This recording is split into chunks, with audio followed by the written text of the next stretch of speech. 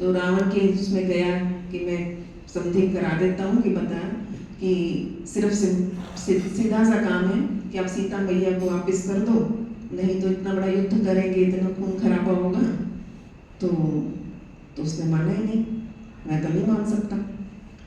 तो उसने सिर्फ एक अपनी टांग जमाई। अब देखने को क्या था, एक बंदर ने अपनी टांग जमा दी और उसने कहा मेरी टांग भी हिला दी ना किसी ने भी, तुम्हारे इतने बड़े बड़े यहाँ पे महारथी बैठे हैं रावण की सभा, मेरी एक टांग हिला भी दी ना तो सीता मैया तुम्हारी, ठीक है हम वापस चले जाएंगे, अपनी सेनाएं वापस ले लेंगे, हम नहीं युद्ध करेंगे। अब बताओ, उसने जय श्री राम कहा, टांग जमा दी, अपना पाँव जमा के खड़ा हुआ, बड़े बड़े उसके योद्धा, बड़े बड़े पहलवान सब आ गए, किसी से हिला नहीं। आखिर रावण अपनी सीट से उतर के आया और वो हिलाने का प्रयास करने, उसको जैसे पैर को हाथ लगाया, उसने पैर हटा लिया। वो कहते मेरे पैर क्यों पड़ रहा है रावण, तो जाके श्री राम के पैर पड़ ले, काम हो जाएगा। अब ये तो किस्सा हो गई, बात पूरी हुई, वो वापस आया। किसी ने कहा अंगद, शिविर में सब बैठे और हंसी मजाक कर रहे हैं, सब रात के टाइम बैठे थे, अंगद तेरा दिमाग ठीक था, तेरे को पता है तूने बात क्या कह दी थी? कहते हाँ। कहते पता है तूने कह दिया मेरी टांग हिला भी दी तो हम अपनी सेनाएं वापस ले जाएंगे और सीता मैया तुम्हारी। उसके बाद हमने, कहते और जब तेरी टांग हिल जाती तो? कहते पता है मैंने जब पैर जमाया तो क्या बोला था, जय श्री राम। कहते जय श्री राम करके मैंने तो राम जी कहते तेरी टांग हिल गई तो सीता मैया तेरी चली जाएगी। अपनी सीता बचानी है तो टांग मेरी हिलने मत देना। मतलब किस जिम्मेवारी किस पे रख दी। तो यहाँ पर ये बात सीखने को मिली हमें, सब सौंप दो प्यारे प्रभु को, सब सरल हो जाएगा, चिंता सभी मिट जाएगी और मन विमल हो जाएगा। भगवान को समर्पित करके देखो अपने विचार, कुछ भी है आप सौंप दो, उसके बाद वो कराएगा। और वो कराता है तो कितने अति विशिष्ट तरीके से कराता है। उसका कराने का ढंग बड़ा निराला है, वो कैसे कराएगा, किसके द्वारा कराएगा, कब कराएगा, अति निराला ढंग है उसका।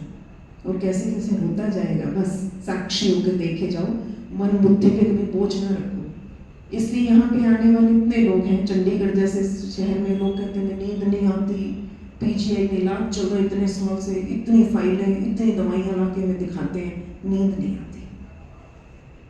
और यहाँ चौथे दिन मैंने पूछ लिया, मैंने कहा भाई जी आए नहीं, कल लेट हो गए, लेट आ जाते कोई बात नहीं, अगर कोई कारणवश हो गया तो। कहते बहन जी नींद इतनी बड़ी आने लग गई, बिना दवाई की नींद आने लग गई मेरे को। हुआ क्या होता है, 2-3 दिन हमें रोज समझाते रहे उन्हें कि प्रथम पाठ में बताया कि तुम आत्मा हो, फिर दूसरे पाठ में पूरा समझाया मन बुद्धि संस्कार, और मन बुद्धि संस्कार हल्के कैसे नहीं। मन परेशान होता है तभी तो भगवान याद आता है। जैसे शरीर को कोई व्याधि हो, कोई दुख दर्द हो, तो तुरंत बच्चा किसको फोन करेगा, पापा ये बात हो गई है ना, कोई एक्सीडेंट हो जाए, पापा, शरीर को कुछ हो जाए, शरीर का बाप याद आता है। मन को तकलीफ हो रही है, मन दुखी है, मन दर्द में है, मन को कौन याद आएगा, अपना बाप याद आ जाता है। हम सबके 2 पिता हैं, शरीर का पिता और आत्मा का पिता। तो आत्मा में ही मन बुद्धि संस्कार है, तो मन किसमें लगा, परमात्मा में। तो ये बहुत सुंदर बात समझ आई। तो तीसरे दिन हमने उनको कहा कुछ भी मन बुद्धि में होना, रात को सोचना नहीं, आप जो हो बस लिख देना, भगवान को लिख के सोना, वो चिट्ठी लिखनी आपने। उसने चिट्ठी लिख दी, मन खाली हो गया, किसको बोलूं, किसको बताऊं, कोई बैठे मेरे पास, कोई मेरी सुने। पहले ये होता था, कुछ नहीं करना, भगवान के सामने बैठा, उसने रात को सारी चिट्ठी लिख के मैं तो फाड़ देना जैसे मेरे उसको ऐसे, उसने लिख के सो गया, नींद आ गई।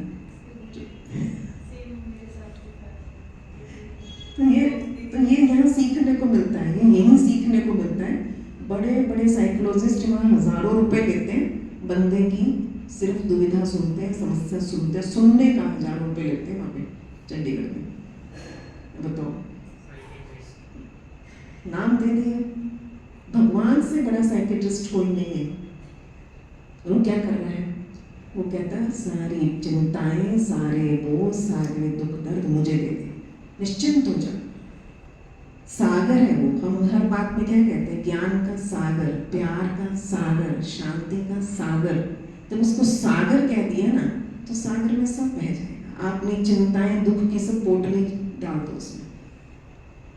हम विसर्जित करने जाते हैं ना किसी नदी पे, तो अभी कितनी देर आपको दिखेगी वो पोटली, कितनी देर दिखेगी? थोड़ी देर बाद आंखों से ओझल हो जाएगी। सागर में तो यूं गई और 2 लहर हो गया, पता ही नहीं कहाँ गई हो। सागर कुछ रखता है अपने पास। सागर के अंदर भी कितना भी कचरा, ट्रकों टक कचरा चला जाए, कोई गंदे नाले आगे मिक्स हो जाए, सागर गंदा होता है कभी? ना सागर ऊपर से गंदा है, ना सागर अंदर से गंदा हुआ। कभी सागर में गहरे गोताखोर जाते हैं तो अंदर मोती, सीप ये मिलते हैं, वहां से वो मोती ले आते हैं। और ऊपर से सागर हमेशा ही सुंदर दिखता है, साफ सुथरा दिखता है। तो भगवान जो है वो सागर है। इसलिए बस जो मन में है डाल दो उसमें। अंदर से अपना मन भी साफ रहेगा, किसी के प्रति भी कोई मन में कभी ऐसा वैर भाव ना आए। कभी कभी लोग कह देते हैं इससे तो मैं बात करने की इच्छा नहीं, इसकी तो शक्ल नहीं देखनी है, इससे तो मैं जिंदगी भर बात नहीं करूँगा। अब बताओ इतनी कड़वाहट, इतना जहर अंदर भर रखा है। तो शिवरात्रि पे लोग क्या करते हैं? बड़ी अच्छी चीज है, शिवलिंग के ऊपर अक के फूल चढ़ा देते हैं। अक का फूल कड़वा फूल कहलाता है, जंगली फूल है। तो भगवान कहते हैं अपने अंदर के अक चढ़ा दो, जो जहर भर रखा है ना अंदर किसी ना किसी के प्रति, अगर कहीं है तो अक चढ़ा दो। और जो चढ़ा दी चीज चढ़ा के तो वापस नहीं उठाओगे, चढ़ा दो है ना, समर्पित कर दो। तो परमात्मा में हमें एक ही शिक्षा देते हैं।